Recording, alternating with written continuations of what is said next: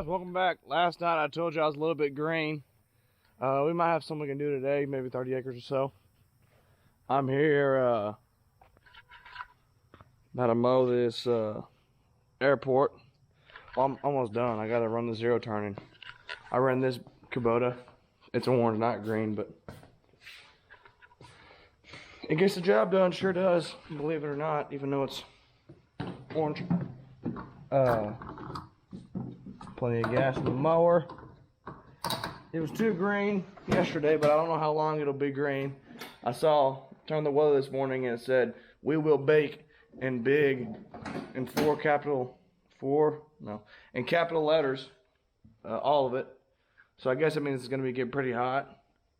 Hope we don't literally bake. That'd be real bad. That'd be catastrophic. But I don't think it's gonna get hot enough where we actually die. But it's gonna be hot. And I'm gonna get to mowing, and I'll wrap it up and see what Dad and Jake need me to do. Guys, we're picking a test plot here. Test plot. Most of y'all, if y'all farming, know what it is. It's exactly what it sounds like. We got probably 6 or 7 different varieties in here. And we're going to test which one we like the most to see which one we want to grow more of next year. So that's where we're at right now. There's this, right there, you can see a couple of plants snapped over. That's where we're going to start our test plot and see which variety we want to start raising the most next year. And I guess we'll see. I'm here with Papa Scott, the old man, whatever you want to call him. The legend. The legend, yeah, that's all you probably could call him. And we're here to pick this test plot. There's 7 or 8 different varieties here: Pioneer, Decab, and nothing else. And I'll let y'all know what wins, like y'all can. And we got that test plot picked, and it looks like the Decab is going to be the winner, the champion of it all. And as to be expected, it's a really good variety. But the numbers haven't been ran yet, the moisture haven't been tested, but it was the heaviest of them all. So that's a good sign. Dad's about to top off that grain cart with the little one. 4450 still got it, I guess. I'm not sure. Not sure at all. We got the test plot picked. I think the winner was Decab, 6744. From the weight, we haven't got the moisture in yet, so maybe it was a little bit greener. I don't know. I guess we'll see. The heaviest one was the Decab, so the early winner would be it. And now we are back to picking, and about 5 miles an hour. Giving it all at once. Really, it's good corn. A little bit green yet, but well, the leaves are green. The corn's finally getting pretty dry. It's about 11.8% on the test, so it's running pretty dry on 117-day variety. So we're rolling. Jake's in the grain cart right there. He waved. Couldn't see him through the dirty window though. Never mind, he just flipped me off. Well, this is a beautiful corn crop right here. This is our last year with this farm. It's a beautiful farm. I mean, wonderful farm. And sad to see it go, but it's good to know that it's going in good hands. And we are going to be sad to not have it, because it's a really rich land, and it's this is our last crop off of it, and it's a good corn crop. So it's good to go out with a good crop of a good farm one last time. But you hate to see it go. You really do, especially with the way that encroachment is for me. People like me and Jake who want to be farmers when we're older, when we get enough money, either buying from our dad or start our own, depending on Dad. You can't put that possum in a cage. So for me and Jake, it's hard to see land go when there's so much already leaving to go be put in houses. But at least it's going to be farmed and not going to be put in houses. So it's okay. I mean, you get upset about it, but we're not going to lose any sleep.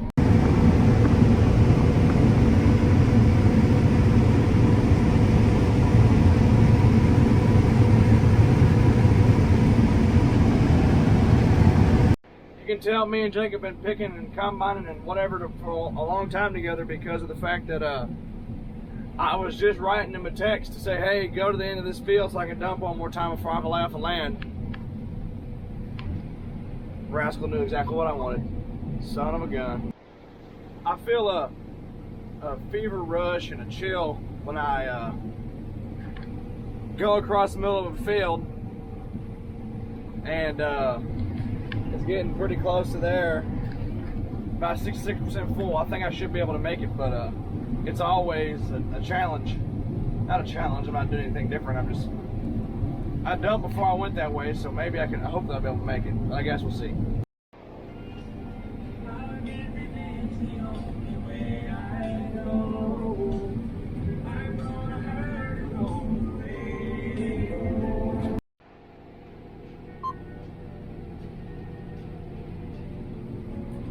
You know, there's been some times in my planting career and combining career where I'm like, man, I'm a genius for doing that, and I'm probably the greatest corn planter in the history of the universe. But hold on real quick.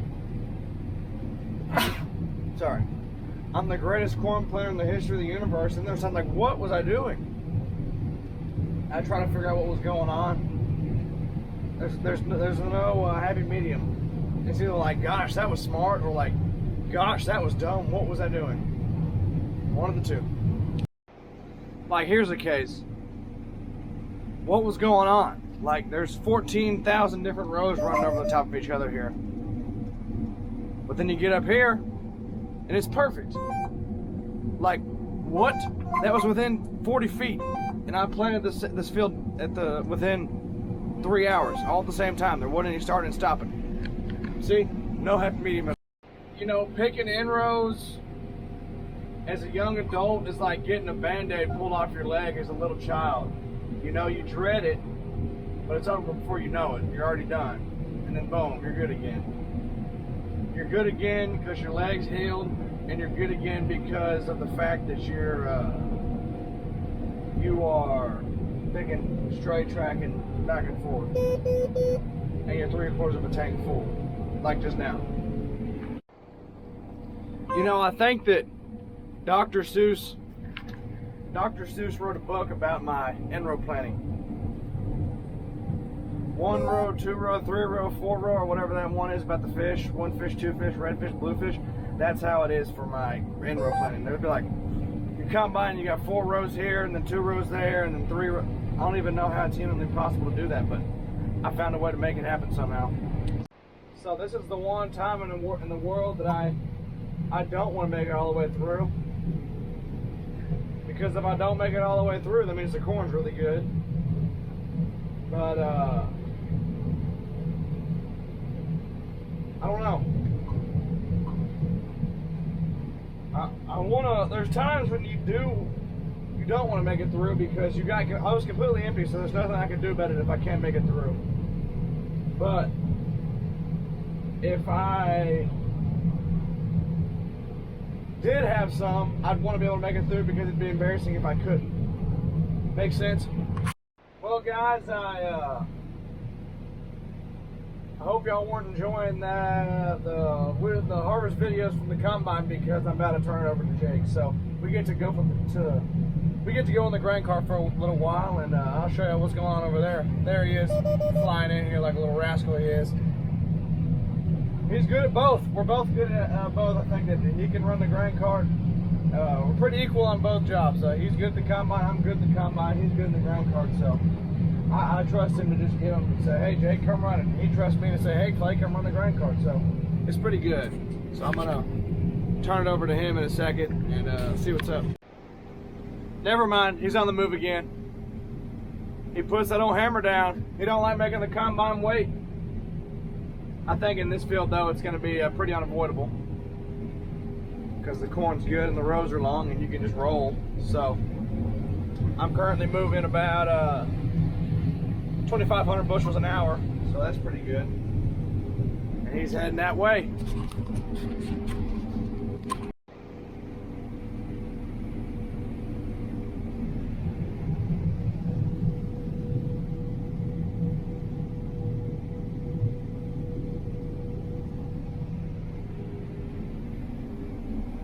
What I like is, and everyone, if you're from maybe somewhere further up than us, it runs all the technology. You're like, well, that's all old. We already know all that stuff, but I still get mind blown by this yield map. See, that yellow is 116 to 133, and then purple is 100 to 116, and then green is 150 and higher. And it is very interesting to me. I like watching, okay, well, there's the land. The land's good there. See, it's making a 170 there, and then, oh, it's going to drop off up here because the yield map says it's going to. But then it's going to get good up here because the yield map says it's going to. It's just cool to me. And maybe to some people, that ain't cool. I've seen that my whole life. It's pretty awesome to look at, though. I'm a fan. You know, I love combining this good high-yielding corn in long rows with auto steer, but I'm going to share the gravy, as we call it, with Jake, because he hadn't got to taste the gravy yet. So I'm gonna give him the gravy. Gravy boy, gravy time. But I don't know when he's gonna be here because it takes his combine about 5 minutes to fill up, which is a good thing and a bad thing when you're hauling it over a creek. We're hauling it over a creek, across the road and through the forest, like Little Red Riding Hood. And look at that. You're probably gonna see this familiar because it's probably gonna be the thumbnail of the video. But yeah, so let's go on. There he is. He's boogieing. That's the thing, when you drive that far, you gotta have 2 grain carts, because no matter, me and him both drive as fast as we can, and still can't keep up. So I'm here in the grain cart, and I was gonna get y'all a video of me unloading, but I was accidentally busy unloading, so I gotta go get Jake again.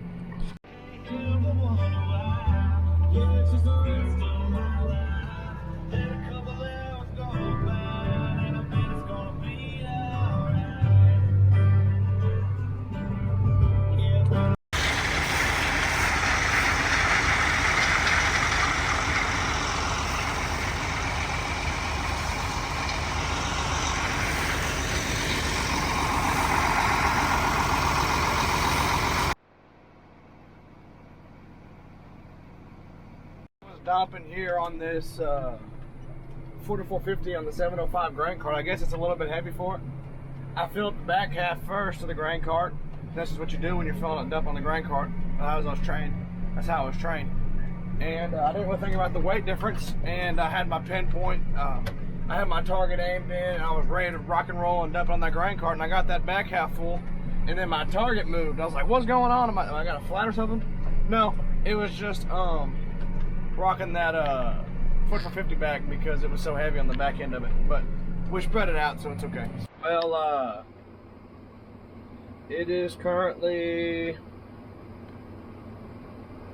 8:46. We're gonna wrap it up here, probably fill up this grain cart and call it a day. And I'm probably gonna call that a video too. It's only one day, but I've been talking a lot and taking a lot of videos, so if the video ends after this, it means I decided to quit videoing, but if it keeps going into tomorrow, that means I decided to take it another day. So if it stops, that's why. But if it keeps going, keep watching. It's probably going to be some awesome stuff knowing us. So, actually, hold on. Time out. I had somebody comment on here, and I want to respond to it. I'm going to read it if I can find it. Hold on. It says 114-day corn at 14% on July 25th is something else. Our sweet corn isn't ready yet in Minnesota. Well, this was planted on like March 10th, so that's why it's still so dang dry now. It's getting so dry. And it was 105 for a couple of weeks in June, so it kind of burned it up, and now it's finally starting to dry down, but it's still got some green in it, but who knows. that'll be it. Bye-bye.